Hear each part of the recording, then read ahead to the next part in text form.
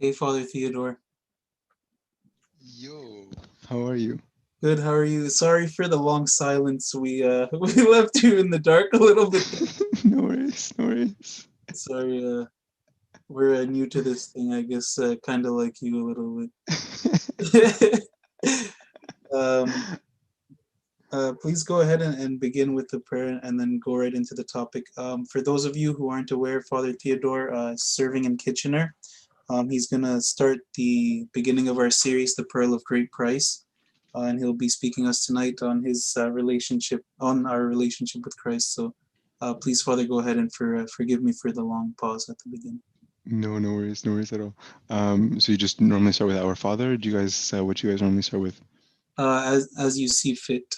When we're at the church, we usually do the Our Father and the Thanksgiving, Okay. but as you like. Father, sounds good. Let's do the same. In the name of the Father, Son, and the Holy Spirit, one God, amen. Lord, make us worthy to pray thankfully, Our Father, who art in heaven, hallowed be thy name, thy kingdom come, thy will be done on earth as it is in heaven. Give us this day our daily bread, and forgive us our trespasses, as we forgive those who trespass against us. And lead us not into temptation, but deliver us from evil one. Gracious our Lord, for thine is the kingdom, power, and the glory forever and ever. Amen. Let us give thanks, beneficent, merciful God, the Father, for our Lord God and Savior Jesus Christ, for he has covered us, helped us, guarded us, accepted us to himself, spared us, supported us, and brought us this hour. Let us also ask him, the Lord God, the one to guard us and all peace, so in all the days of our life. O Master, Lord God, the one to guard the Father of our Lord God and Savior Jesus Christ, we thank you for everything, concerning everything and everything. For you have covered us, helped us, guarded us, accepted us to yourself, spared us, supported us, brought us this hour. Therefore, we ask in future goodness, O Lord of mankind, grant us complete this holy day and all the days of our life, and all peace with your fear, all envy, all temptation, all the work of Satan, the counsel of wicked men, the rising of enemies, hidden manifest, taking away from us and from all thy people, and from this holy place that is yours. For those things which are good and profitable to provide for us, for as you have given us authority to tread serpents, scorpions, upon all the power of the enemy. And lead us not into temptation, but deliver us from evil by the grace, compassion, love, of mankind, our God, Son, Lord God, and Savior Jesus Christ. Give him the glory, the honor, the meaning, the adoration, and unto you, with him, the Holy Spirit, the giver of life, whose oneness and with you now and times and age of all ages. Amen. Okay, so I actually, sorry, give me one quick second. I actually have three different options. For those of you guys who are on Zoom, you guys can select because I wasn't actually sure what to talk about today. So I figured I would select from one of three. So I don't know if there's an easy way of polling, but our three options are: number one, dealing with doubt. Number two, lessons from the 40 days, or number three, understanding the Bible. So do you guys want to stick in 1, 2, or 3 in the chat? And then whichever one appears to be the most popular, I will quickly jump to and we can start.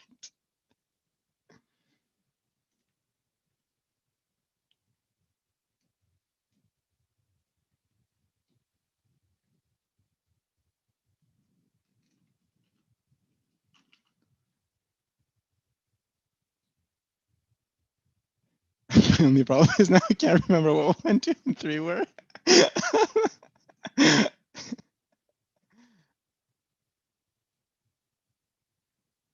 All right, yeah, I'm just gonna write them. Let me write them in the chat.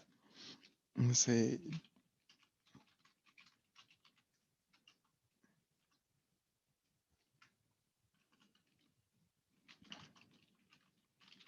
I'm typing that. And then 3 was.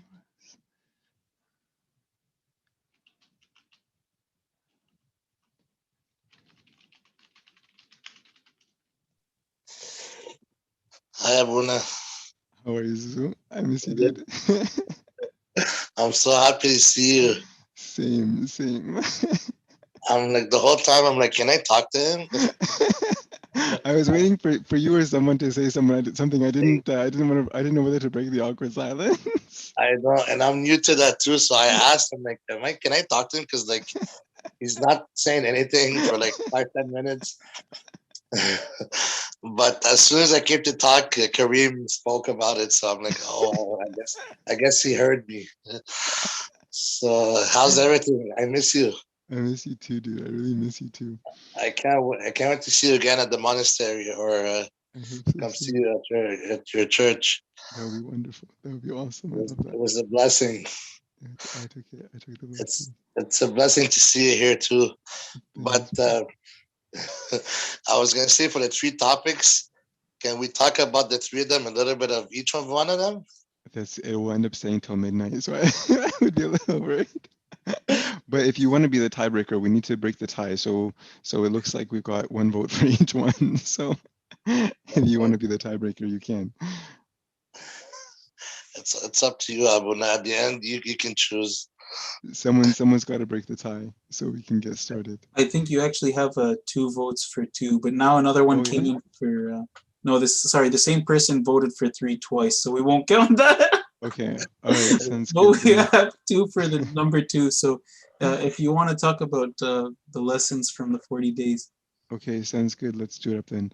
So this is more of a collection of random stories from the 40 days in the monastery, all with they come together with a theme. Um, so let me just get this let me get this open. So I guess some background context before I dive into them.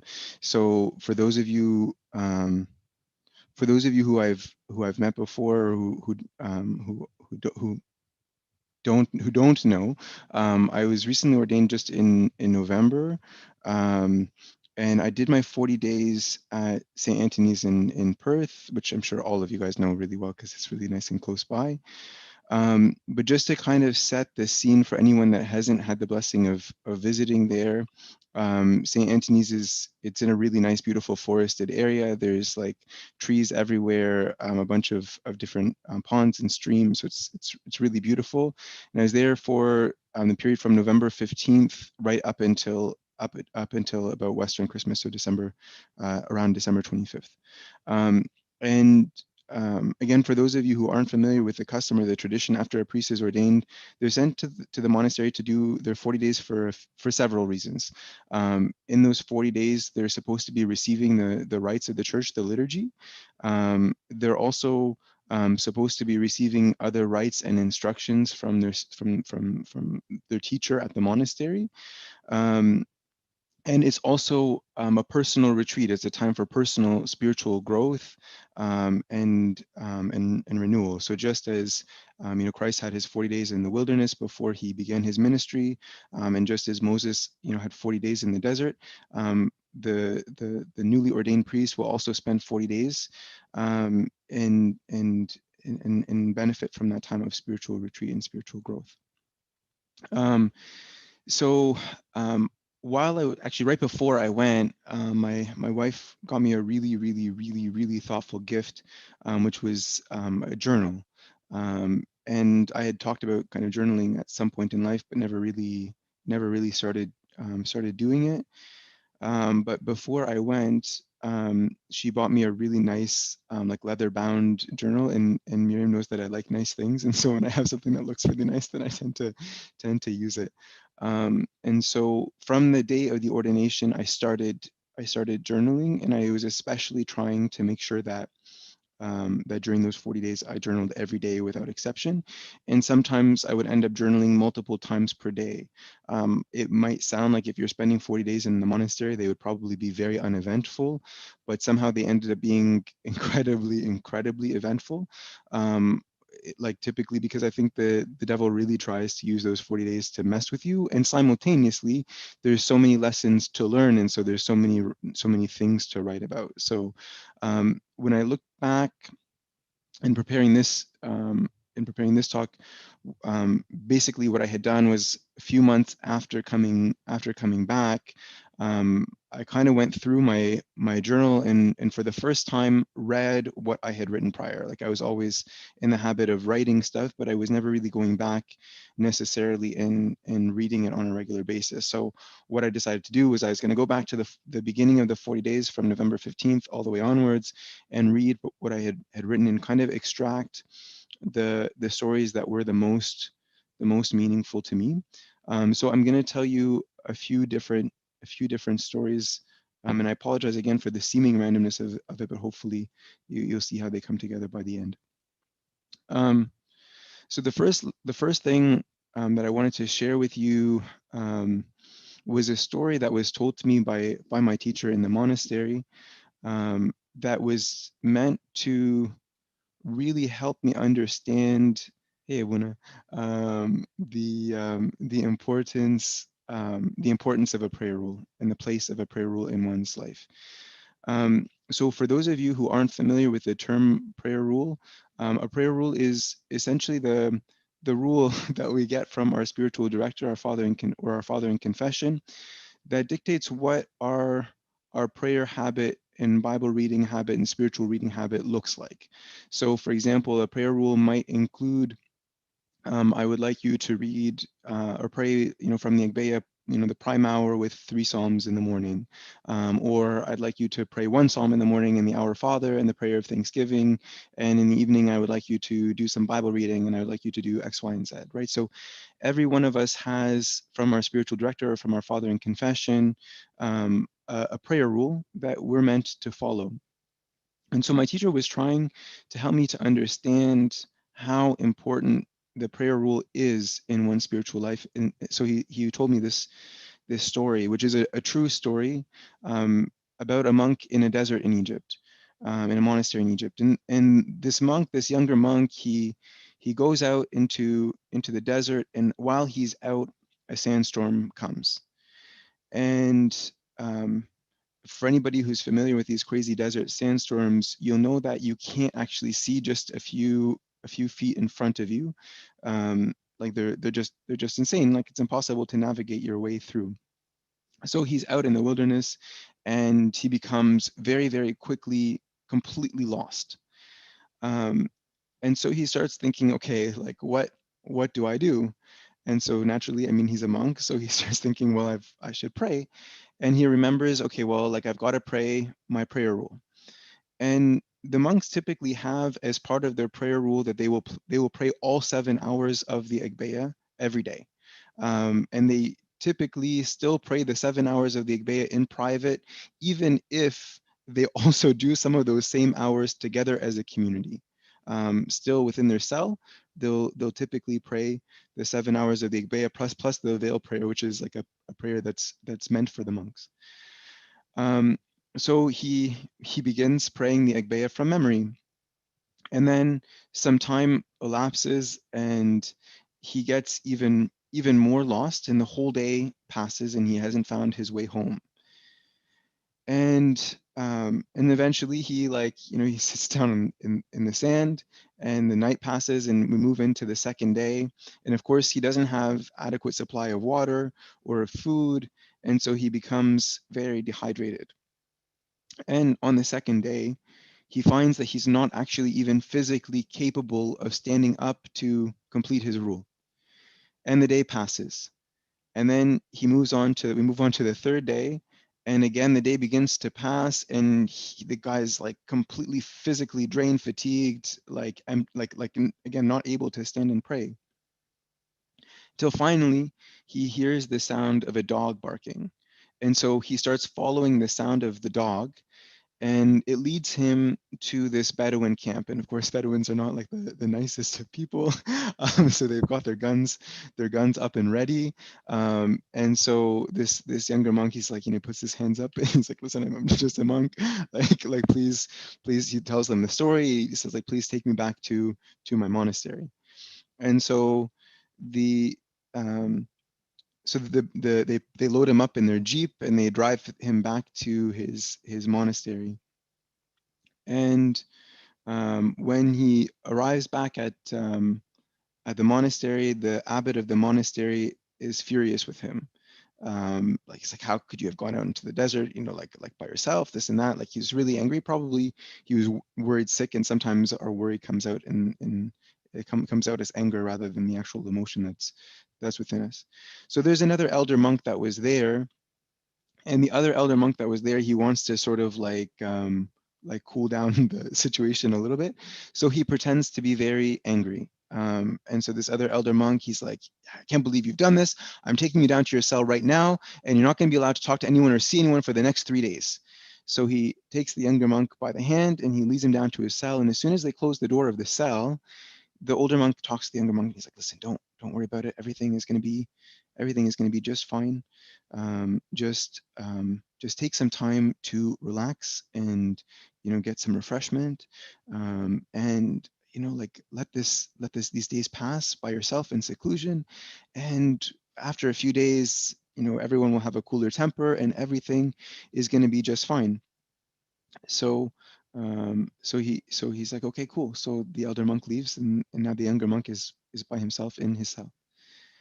And the beautiful part of this story is now what this younger monk does when he is back in his cell. What he does is he thinks back to the last few days and what's happened to him, right? And he's like, hey, first day, he's reflecting on his time. First day, I went out and I was lost and I was worried and I stood up and I did my prayer rule. The second day, I couldn't do it. I was too dehydrated. I wasn't capable of doing it, nor did I do it the third day. And so he thinks, well, then I better get up now and I better do my prayer rule, not just for today, but for the last 2 days that have passed and for today.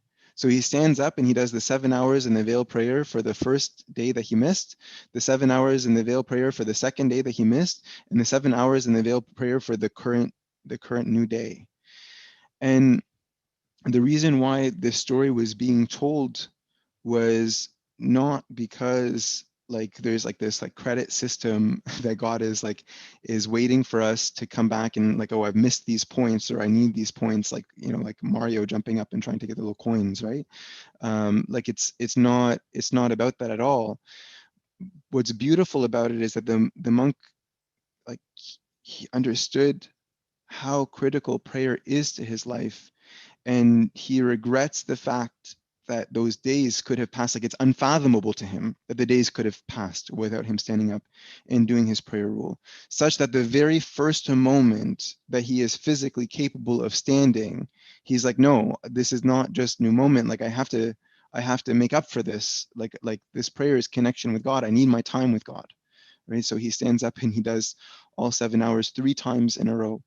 um, and and so it was meant to be a teacher for, or a lesson for, how all of us ought to treat our prayer life, right? So when we think about how our life looks every morning, our day looks every morning, is our prayer rule something like this monk that's like this unpassable thing? Or is it this thing that's just like, okay, cool, if I've got time, I'll do it. Like, I'm gonna snooze first, right? And then worry about it later, right? Or like, I'm really late for this meeting, and so it doesn't really matter that the King of Kings is actually waiting for me and is expecting me, and like he's waiting in love, like, for this conversation to happen. Um, I'll talk to him if I have time, right? Um, And so, what my teacher was really trying to instill in me was this idea that the prayer rule in our life has to take a place that is unshakable, that never goes missed. Like, it is not possible for us to not do our rule. It's the concrete block that's sitting there, right? That the rest of the things get placed around. It doesn't matter if we're late for work. It doesn't matter if we're late for school. It doesn't even matter if we're late for an exam, right? Um, there's a similar story in the same vein, about a group of priests that were being told, they were attending some sort of a lecture, and the person who was teaching them was saying, hey, like, every day, you as a priest ought to be praying for X number of minutes in the morning. Let's just say, I'm just going to make up a number. Let's say 30 minutes, right? You ought to be praying every morning for 30 minutes before you begin anything. Um, and so one of the priests, he stands up at the end of it and he's like, there is absolutely no way I'm ever going to do that, because, like, do you know what my day looks like? I've got to go out. I've got to take confessions. I've got to go visit these sick people in the hospital. I've got to go do liturgy. I've got to do this and this and this. And he lists all of, like, the things of his day. And he's like, this is what my day looks like. How in the world do you think that, like, that it's possible for me to spend whatever 30 minutes in the morning or whatever it was that was said, before I begin my day? And the person who was giving them that talk was like, you're right. There's no way that you could stand up for 30 minutes in the morning to pray. There's no way that would be right. You need at least 1 hour, because your day is so brutal, and you have all of these things that need God's grace. You need so much of God's grace you ought to be spending far more time with him. That amount of time that we said is not going to be nearly enough. And the exercise that was given to practically implement it is a very difficult one. I know, especially in our context, but it's one that if we can do is quite beautiful, which is to actually turn off your phone if possible at night, and in the morning, not turn on your phone until you have completed your rule, right? Like not be willing to interact with the rest of the world, to have the rest of the world come into your day until you have finished your rule. And it is a very, very, very hard exercise to follow, because I know like our first instinctual reaction in the morning is that reaching over action, right? Where you roll over in your bed and you pull up your phone, and your mind gets polluted with all of these things. But I would strongly encourage everyone to at least try, because it's quite a beautiful thing, and it changes your day. It, at least even if you break the rule, you know you're breaking the rule. You know, okay, I haven't lived up to this. I've messed up. I haven't been able to, because it's hard. But it does reset us, and it helps us understand that priority, right? That like it helps us establish that as a routine in our life, that we don't leave our room until we have done that thing, right? And that might be like, hey, like, you know, obviously, of course, these are things to be worked out with one spiritual director, of course, but like it helps us create what the structure of our day can look like. Okay, so that was the first one. The second one was kind of another, or sort of a more of a random incident that made its way into my journal. And the context of it was that I was facing a really difficult situation, and I was very spiritually tired, right, fatigued. So I said to my teacher, okay, like, can we spend some time and chat? And I asked that same question a lot of times over the 40 days. Over the 40 days, my teacher also got to get to know me. He knew me very well by the end of it. And so he knew, when I asked that question, he was also able to, even though I asked that question so many times, he was able to read the urgency of it, and the need for time, and all of those things based off of my facial expressions. He's a very, very insightful person. And so as soon as I said that, and he saw, I guess, the expression on my face, he's like, why don't we go for a walk? And I'm like, okay, great. I like walks.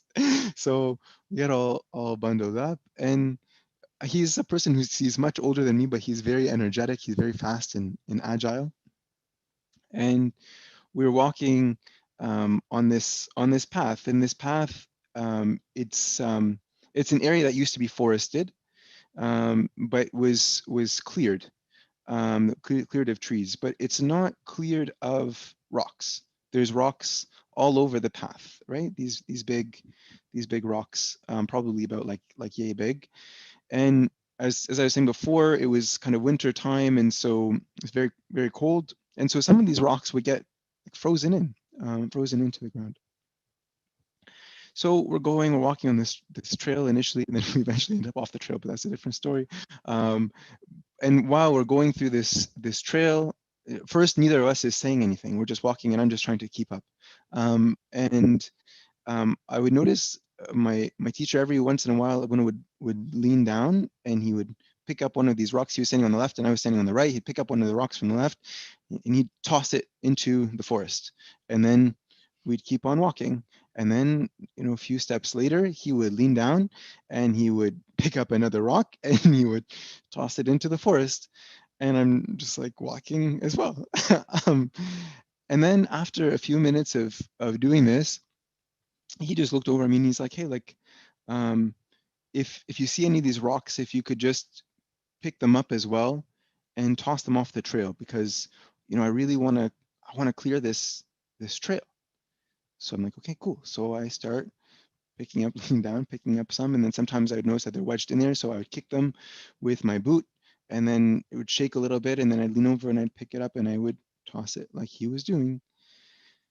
And then after doing this for a few more minutes, he looked over and he said, the way that we clear a path is one rock at a time, right? There's so many rocks on this path, right? It's a long path. It's a couple of kilometers long, right? And if we have this idea, this task in our head of like, I want to clear the path, we can become very overwhelmed, right? But he's trying to teach that every time you lean over and you pick up a rock, you've actually gone further your mission of clearing that path. So what he was trying to teach by this analogy of just leaning over and picking up rocks is not to be overwhelmed by the situations that we're facing, whether though that situation that we're facing is sins that are stuck in our life, right? Where we're like, okay, like I've got all of these sins, right? Or I've got this unsurmountable task of solving this huge sin, right? Or whether they're just our anxieties of the day, right? Like, okay, I have to solve this problem and this problem, this problem, this problem, this problem, this problem, this problem, and there's a million of them, and how am I ever going to get through them? So what he taught me was, okay, when you have a situation that you're facing, this overwhelming task, the way that we address this overwhelming task is that we deal with it one rock at a time. So if I'm faced with a temptation, I don't try and place myself in the future of all of these other temptations, where I don't try and take myself out of this context where I have, okay, but there are 500 temptations. What am I going to do about all these things? It's like, no, this is the one that is in front of you right now. Deal with that one, right? And then we've moved a rock. The situation is better than before, right? And then we eventually reach another rock and we lean over and we pick up that rock, right? We don't try and move the mountain in one go, right? We do this that way we don't lose hope, right? And eventually the path will be clear. Right? The next story that I wanted to share was a response um, a response to a question that I asked. Um, there was one day when I went to my teacher and I asked him, "How do you discern thoughts?" I said, like, every time, I said, um, sometimes I have a million thoughts running through my head, right? And thoughts, we know they have many sources. Some thoughts can be from God, some thoughts can be from the devil, some thoughts can be from ourselves, right? But sometimes we have a lot of noise in our heads and it's hard to figure out what's coming from where. Is this thought coming from God? Is it coming from me? Is it coming from the devil? Where is this thing from? So I was asking him, I'm like, there's a lot of noise. Well, how do I discern what thought is from where? And then when I asked him that question, he said, "What's your prayer rule?" And I'm like, what is the connection between my question and your question? Like, I asked you how you discern thoughts, and you're asking me, what's your prayer rule? And he's like, the reason why I'm asking, so I told him, like, I answered the question, and we've been working on that for a little while. And so he said, the reason why I'm asking you what your prayer rule is because when we pray, when we spend time in connection with God, when we're talking to God, when we spend time in relationship with Him, we recognize His voice, right? The more time that we spend with someone, the more we can recognize their voice. So when you have a million thoughts, and it sounds so straightforward, right? Like, you know which ones are from God because you know you can hear His voice. And the more that I was thinking about it, I'm like, this is so oddly sensible, right? Like people will often joke about how like my brother and I have very similar voices, right? If we're talking, we sound similar. But if my brother were to call my wife would know that that's not me because my wife knows me. I talk to my wife quite regularly, more than my brother will talk to my wife, right? So if we have that really really deep relationship, then it is so much easier. It's not that relationship of a stranger, right? If my brother and I are talking to two different to strangers, then they're gonna be like, oh yeah, you sound exactly the same. But for my wife, it'd be like, no, you sound different, right? Like, yeah, there might be some things that sound similar, but no, very different. Um, and he used several examples to illustrate it.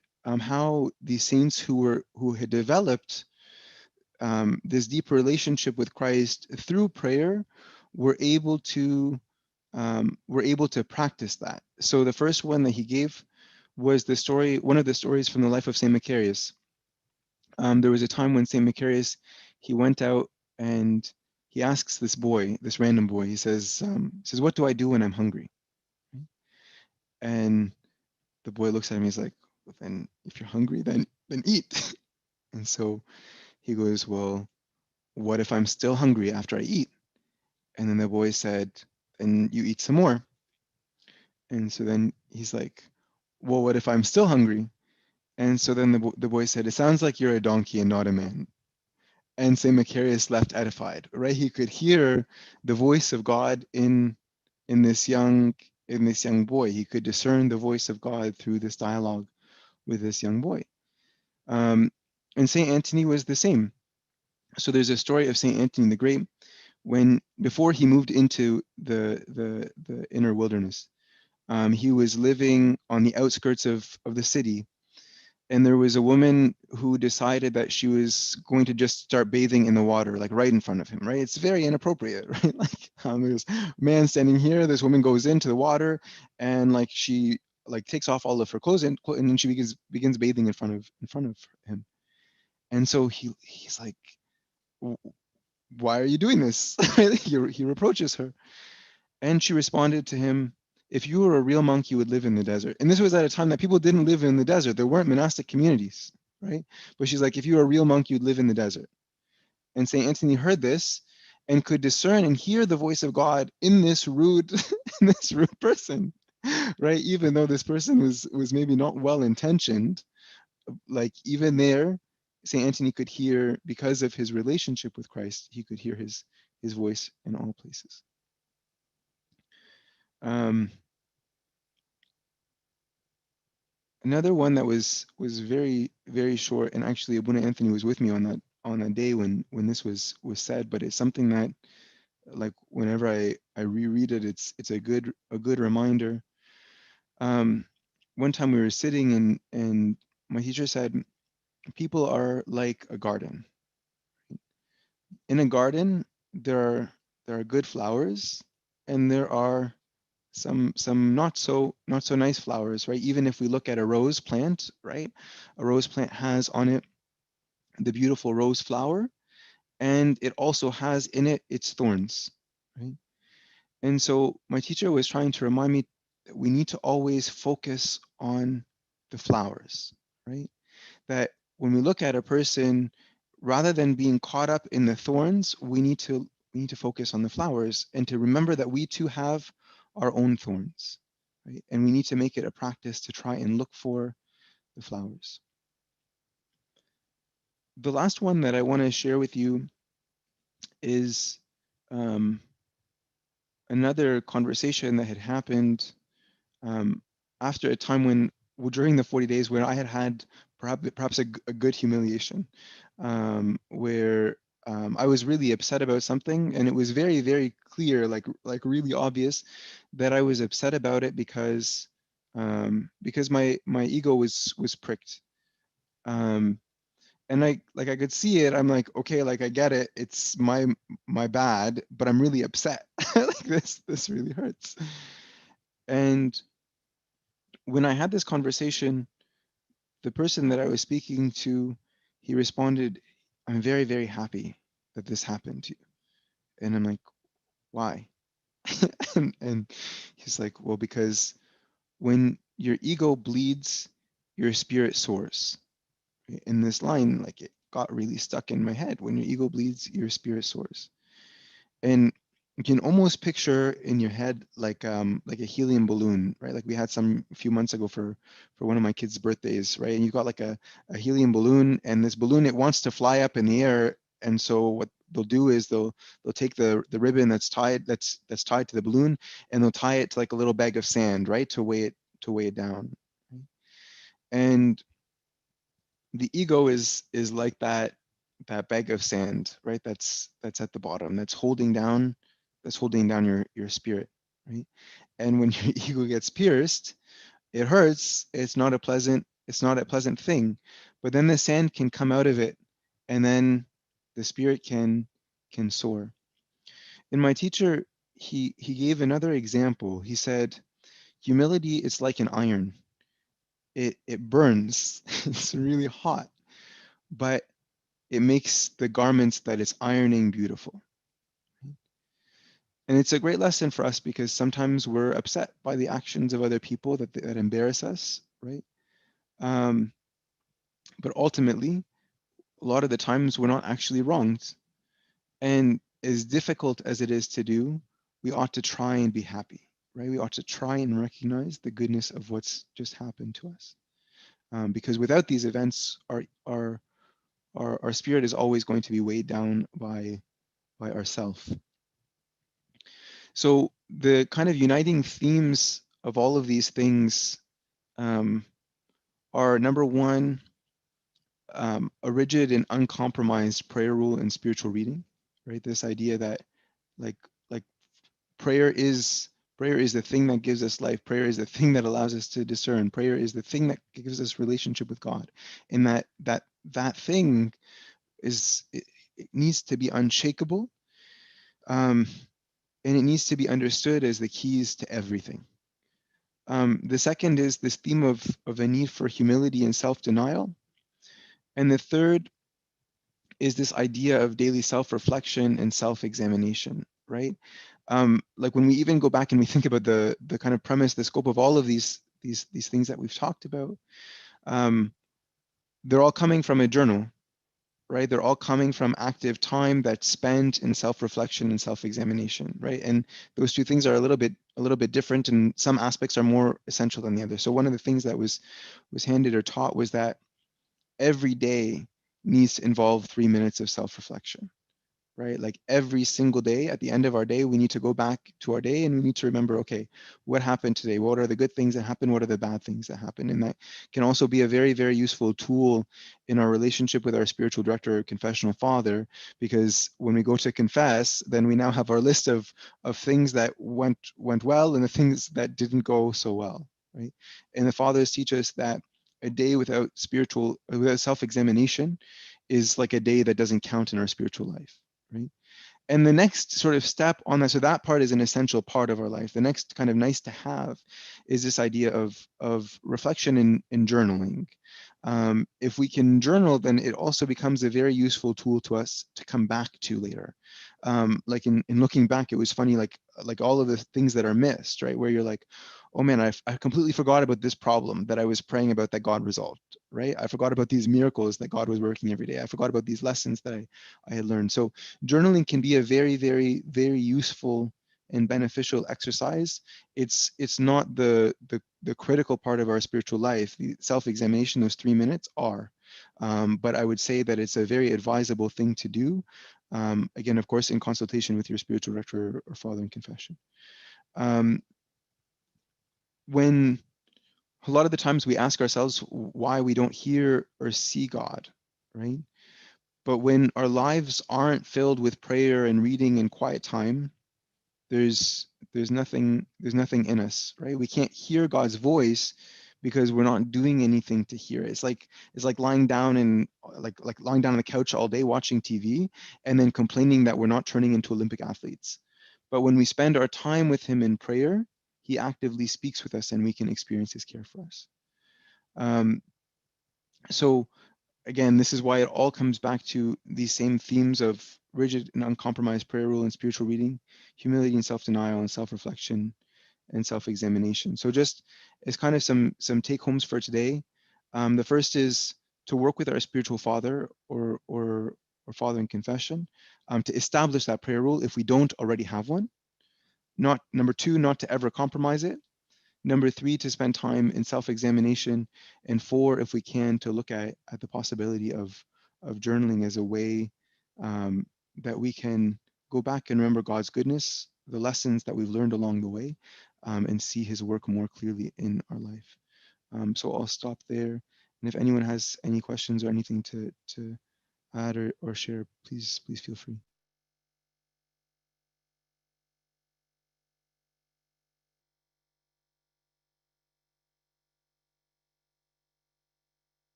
Abba, I have a question.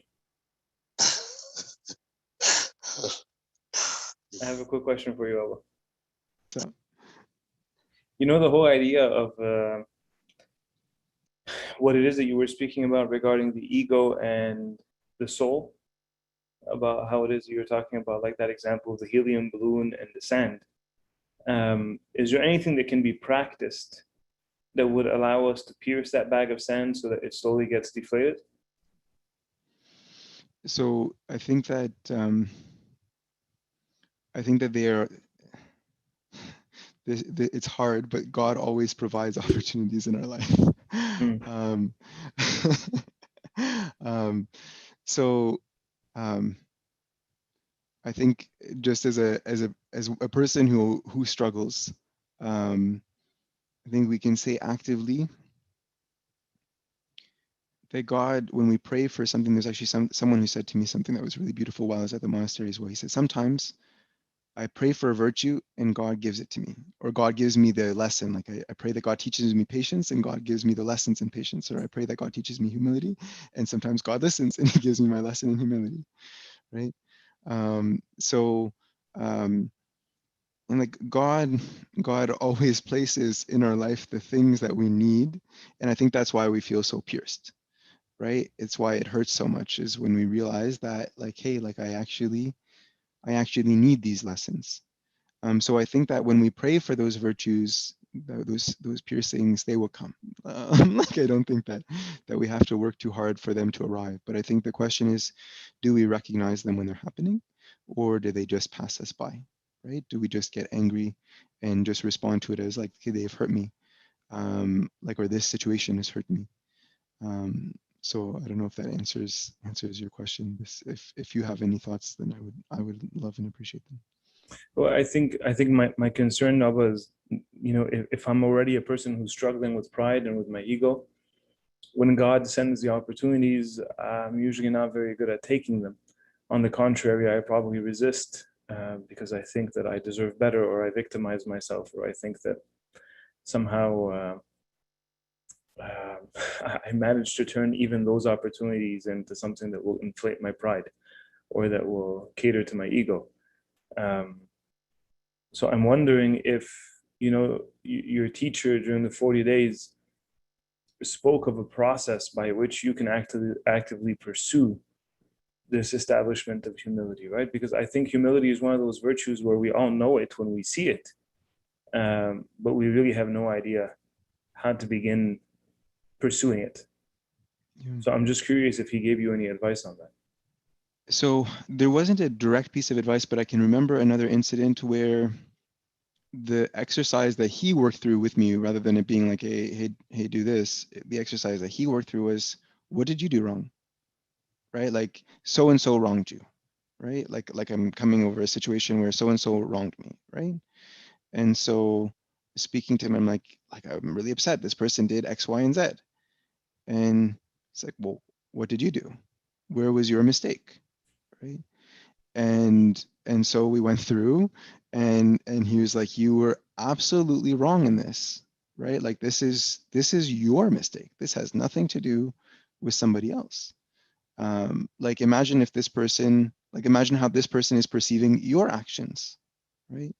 And in going through, it made it very clear that, yeah, my actions were very egotistical. And I think that implies two things. I think one is the importance of having a relationship with a spiritual director or father in confession, as a place, like as having someone who can call you out, because we need to be called out, right?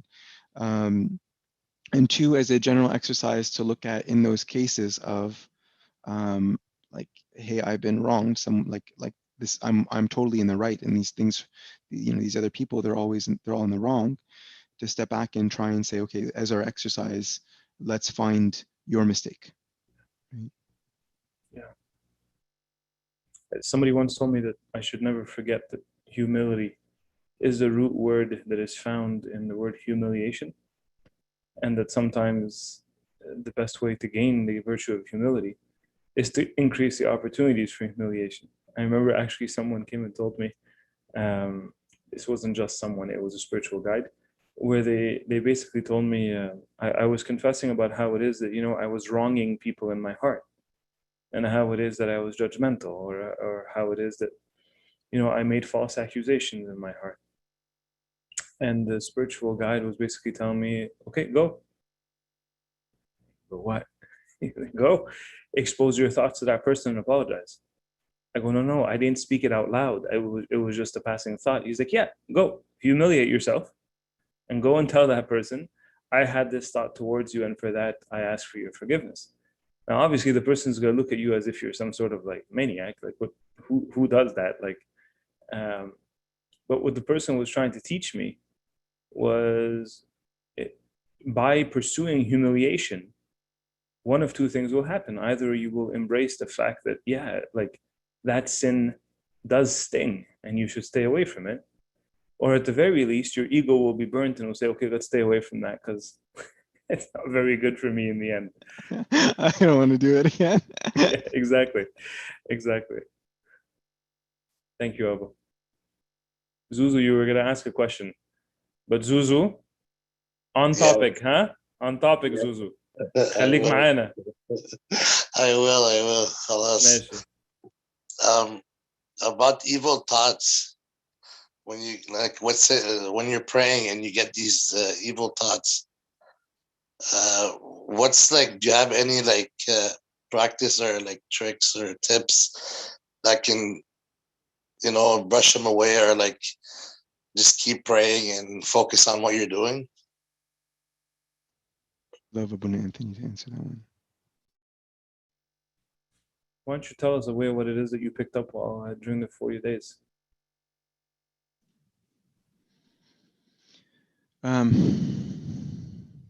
So actually, I can remember something that Abuna Anthony, like this Abuna Anthony, was saying to me around a different, but I think a similar. How do I put this? Like a different problem with a similar solution. The issue that I was talking to Abuna Anthony about was noise, right? Like mental noise. And Abuna Anthony had recommended at the time,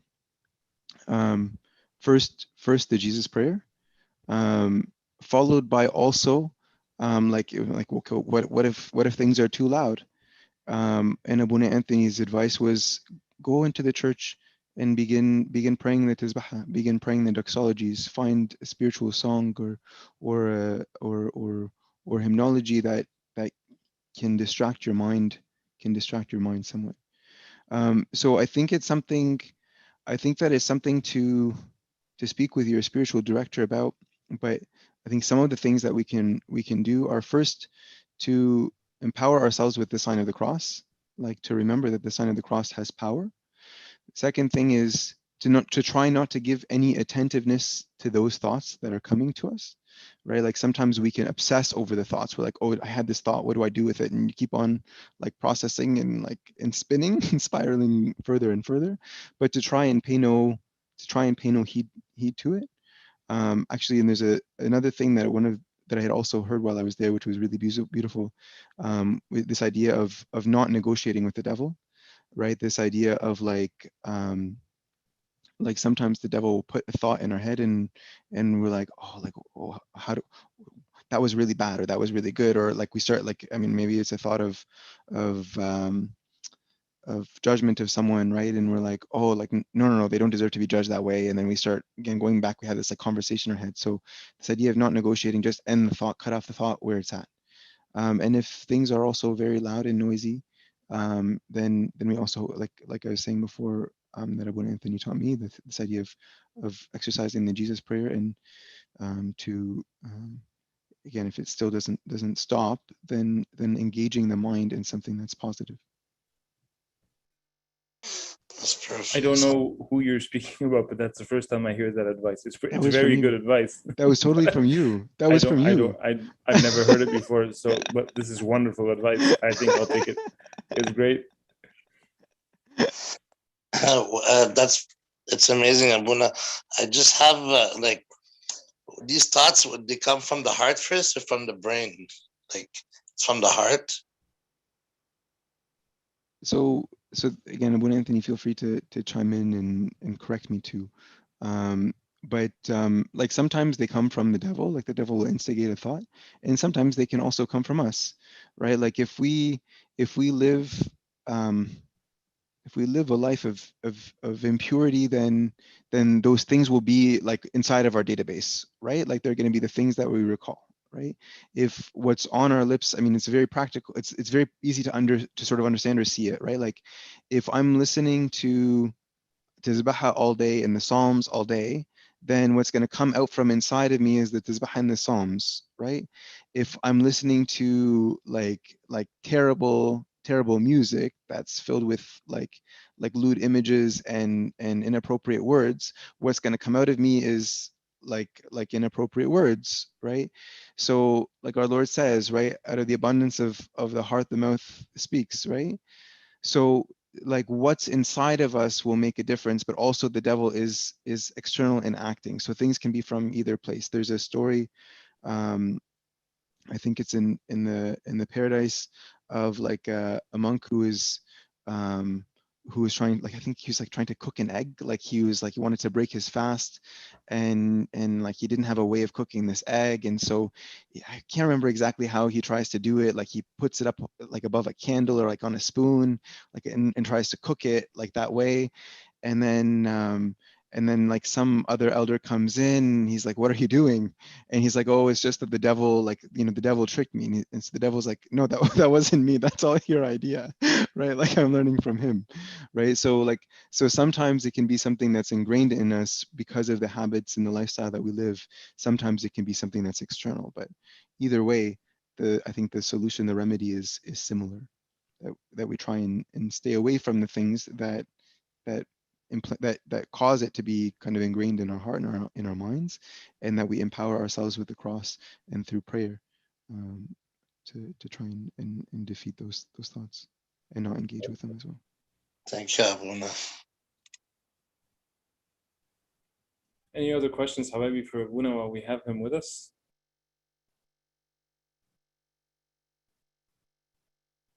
There is a question away that was submitted privately in the chat that says, going back to the story of the rocks, how do we get ourselves to focus on the rock, one rock at a time, without letting ourselves getting overwhelmed and not give up after a while?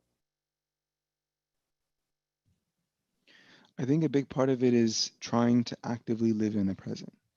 When we have a thought that takes us outside of the present, whether that takes us back into the past or whether that takes us into the future, that we dismiss it, that we know that those things are not from God, right? Like that we don't engage with those thoughts, right? We look at just this thing. Like when you have that thought in your head, like, okay, but what am I going to do about that? And it's like, no, not my problem, right? Sorry, like I'm not dealing with that thought, right? So like I think it's just a matter of very actively trying to focus on the present, and of course that happens with prayer, right? Like nothing is possible without the grace of God.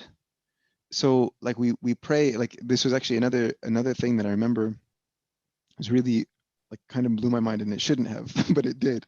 I remember asking my teacher, okay, so like how do you deal with this particular random problem in confession, right? Like someone comes to you and they have this problem, what do you do? And my teacher's like, you pray. And I'm like, okay. Cool. I'm used to like these like five step processes, right? You know, you like in business, you do this and then you do this and this. Like I've seen these problems before, and this is the way that we do it, right? And then I'm like, okay, but like, what about this other problem? How do you deal with that? It's like you take it to the altar, and I'm like, huh? And this ends there, right? And I'm like what? Like there was no like, okay, and here is like your 5 step process after that. No, like we have to understand that prayer is a thing that it has an effect. It does a thing, right? It gives us a grace.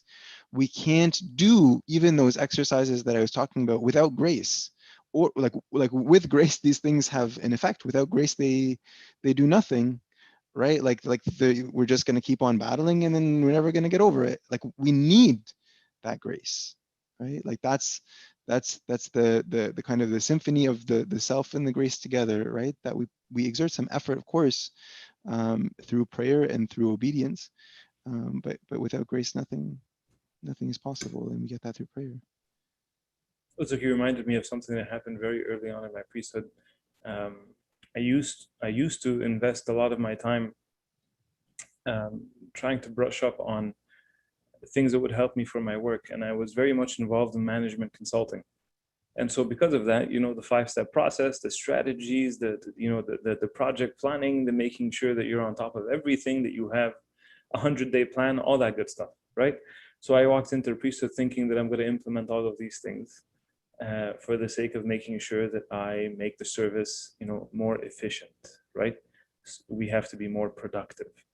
And it took no time for Abu Mikhail to basically sit me down and smile and say, you're going to hit a wall. You're going to hit a wall and you're going to face plant and it's going to hurt. So like, you can't treat the service the same way that you would treat a problem at work. Yeah. And I looked at Abuna and I smiled. I'm like, you're cute. Okay, thanks, Abba. Like, I appreciate that. And he's like, Abuna, you're going to have to learn that you have nothing else but the altar. And then fast forward 6 months into my service, I remember one of the first talks I spoke to a group of servants, I talked to them about SMART goals. Do you remember SMART goals? Specific, measurable, achievable. Yeah, right. 6 months into the service, Abu Mikhail says, there's a mom who wants to speak to you. And the mom comes and speaks to me about, you know, her son who is a young man, and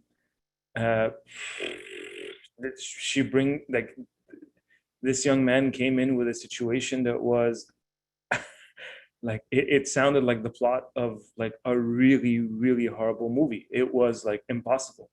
This kid was facing like prison time. Like it was an absolute disaster. Things that involved like multiple potential accusations, jail time, the whole deal. Like, and I sat there and I listened to all of this. And every time I thought I was going to come up with a solution, the situation would get worse and worse. And it was a complete disaster. So I ran back to Abu Mikhail and I'm like, what is that? And he looked at me and smiled and he goes, go pray. I said, okay, but like, sure, I'll pray, but like, what are we gonna do for this kid? Like, do we know a good lawyer? Are we gonna find? He goes, you're trying to solve it.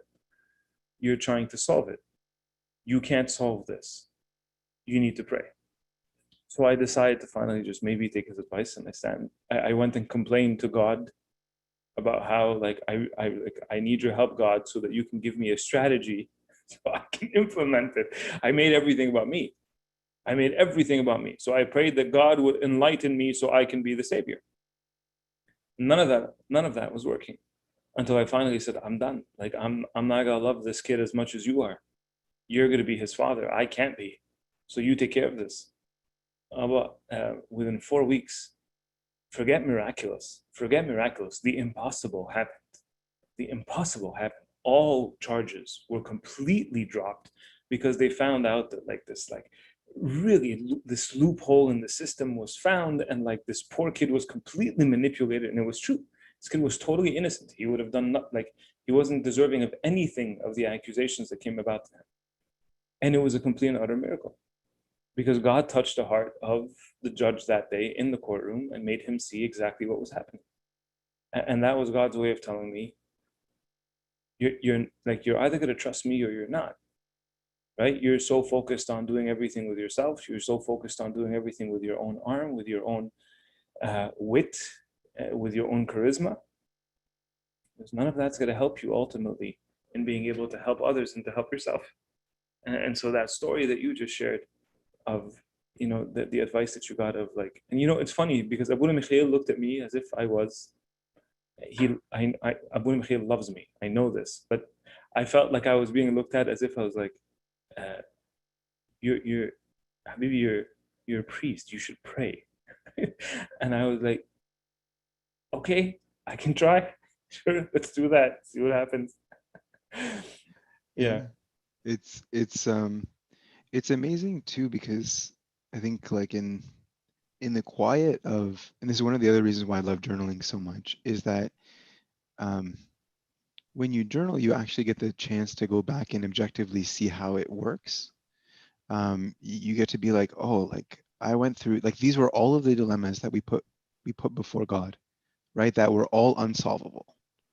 And then you can kind of go back and you can be like, solved, solved, solved, solved. Like he covers everything. And when you have time in self-reflection and self-examination, then like it's easier to see the way that he works in that way. Um, and the other thing that what you're talking about, like it kind of, the other thing it sort of sparks is that we often think that prayer is doing nothing. Like we're like, well, I'm not going to pray because I need to do something. And I think that when we understand like what it looks like to really pray about something, we find that it's quite the opposite.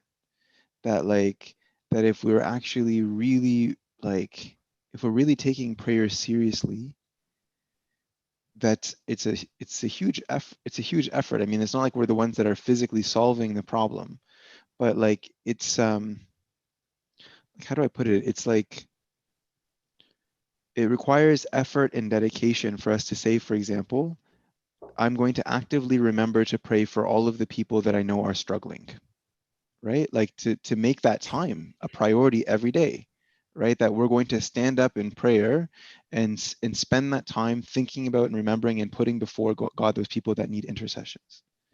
And to make that a priority. In fact, like when we think about the quote unquote work that we can do to solve the problem, it's so much easier because it's in your face. It like it gets credit, it gets glory, it gets whatever, right? Like and we're like, hey, I solved the problem. But when we put it before God, when we're standing silently in our prayer corner or in church, remembering people in prayer, right? Like that is work.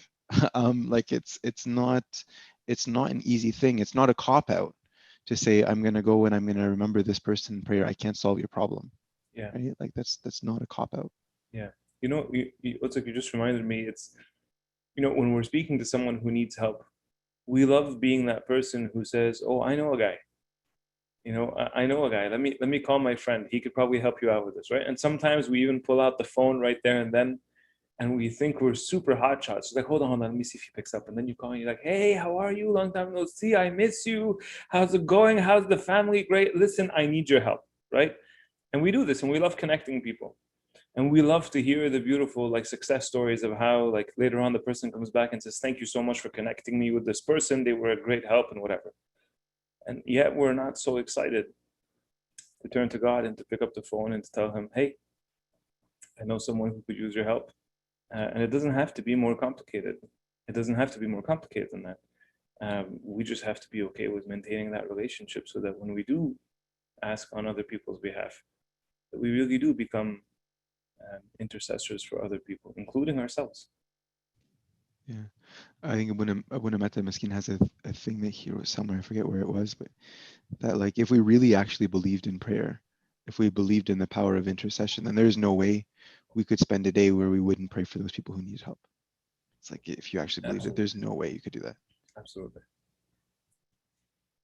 Well, those were all the questions that we had come in on the chat.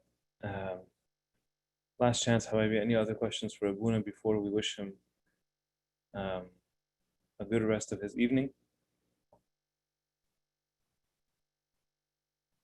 Wonderful. We thank you so much, Abba, for sharing with us and for allowing us to be able to learn from your experience and from everything that you had to share with us. This was actually a really beautiful way for us to open up the series. So let me break into you, Abba. This was not actually the topic that we had scheduled. I'm not sure Oh, I what didn't know that happened. there was a topic that was scheduled. Yeah, I'm no, sorry. don't worry. I'll take care of the person who spoke to you.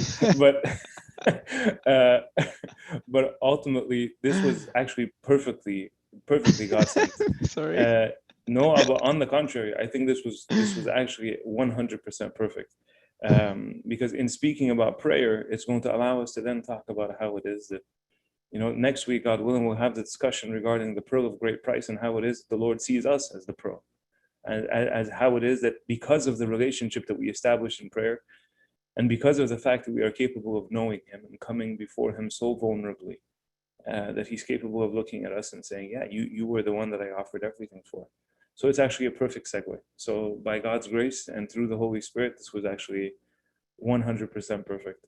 So thank you so much, Abuya, for coming and spending this time with us and for allowing us to be able to listen to you and to learn from the Holy Spirit that spoke through you. Thanks for having me over. Thanks so much, Abuya. Would you please finally give us a final prayer and then send us on our way with a final blessing? In your Father, Son, Holy Spirit, God, amen. Lord, thank you for bringing us together, and we thank you for this time that you allowed us to spend. We ask you, Lord, to please bless us and strengthen us and be with us in all things. Through the intercessions of St. Mary, St. George, and St. Anthony, of all your saints, hear us on our cross, saying, thankfully, our Father, who art in heaven, hallowed be thy name.